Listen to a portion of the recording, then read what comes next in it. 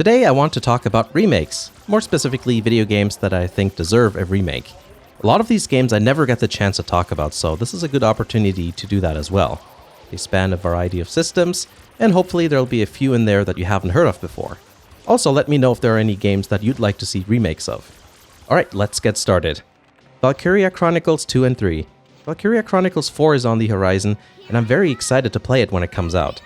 I think this would be a good opportunity to remake the second and third game of the series as well.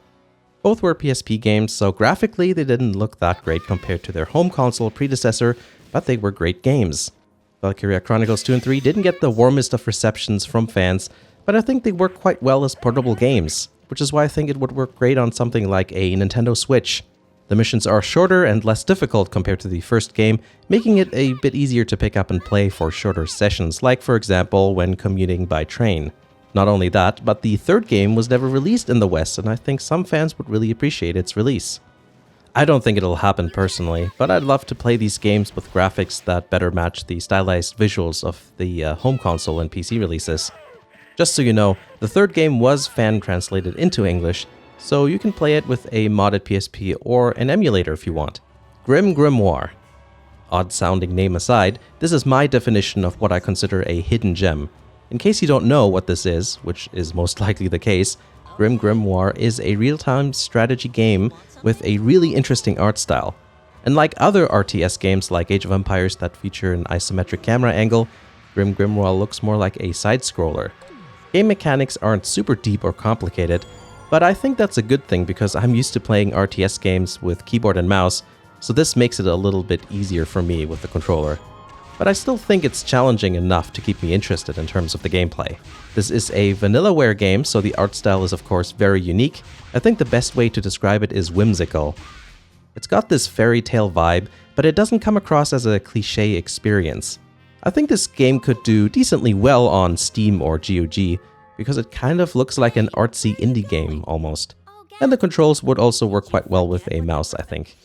Super Mario Sunshine. When people talk about Super Mario games, one that I think doesn't get as much attention as the others is Super Mario Sunshine.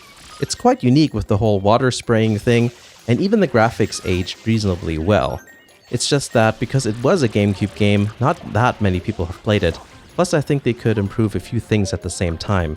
Mainly the controls. I think they can be a bit finicky and clumsy at times. Aiming is a bit twitchy, and having to constantly fill up water by holding R isn't really fun to do all the time. Maybe I'm just nitpicking, but I think the game could benefit with a bit of an overhaul in that department. Or maybe for something completely different, how about some sort of Splatoon crossover? Hey, you never know. Commandos 1, 2, and 3. Now for something a little different. In case you don't know, the Commandos series is a series of real-time strategy games set during the Second World War, where you control a British commando unit. Unlike other RTS games where you gather resources and build bases, the point of Commandos is to work with the few units you've got to complete your missions. It's not very forgiving at all, and all hell breaks loose rather quickly if you're spotted. This is one of my favorite franchises ever. I love the difficulty, the huge and varied maps, awesome environments, and stealth aspects of these games. You really have to know how to use each unit since they have their own special abilities and skills. Often your units are split up into two groups, adding to the challenge. For me, Commandos 2 is the pinnacle of the series. It features a lot of improvements over the original, and the third game tried to change up too much by introducing really urgent action events, meaning that stealth wasn't as important. I think that kind of ruined the game in some regards. I don't think the graphics need too much of an update. I like the mostly 2D environments. I know that in Commandos 2 and 3 the insides of houses are 3D.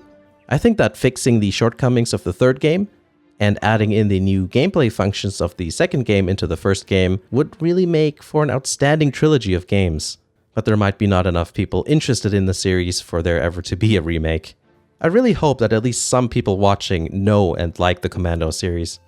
Zelda 1 and 2. It's not like there aren't enough Zelda games in the world already, but after trying that one Satellaview Zelda game, I realized that I would be very interested seeing some sort of legit remake of the first two games.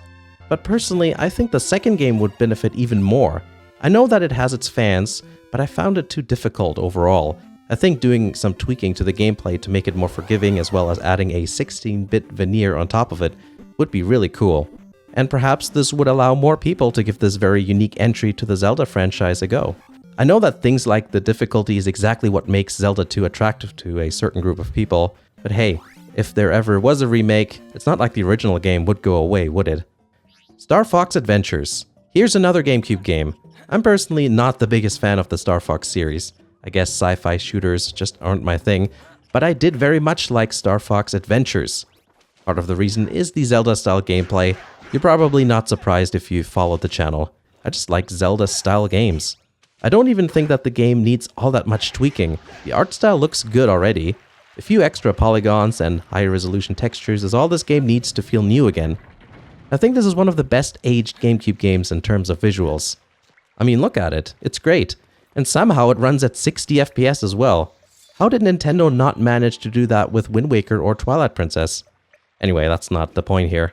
And also, a remake would be a good excuse for Nintendo to introduce another set of amiibo, I think. Driver 1 and 2. I was just going to say Driver 1, but hey, why not throw 2 in there as well, since they're basically almost the same? Well, not almost the same, but they're similar. Driver 1 and 2 were one of my favorite games when they came out, and still remain so to this day. I think they did a very good job at mixing in realistic physics with arcade-style gameplay. These games glorify the art that is the car chase. And you can even make your own chase movies with whatever camera angles you want.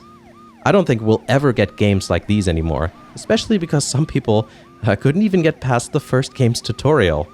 Driver San Francisco was about 75% of the way there, but it's just too arcadey. Where's the body roll?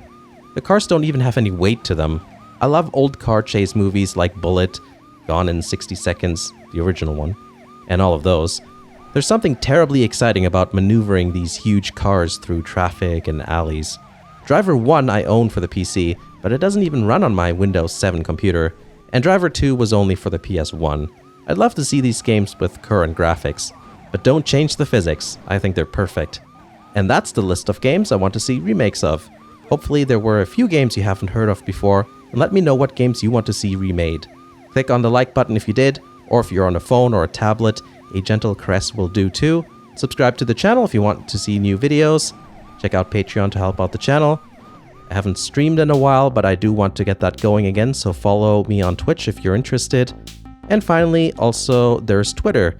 I post all my videos there when they come out, so it's like an update feed, I suppose.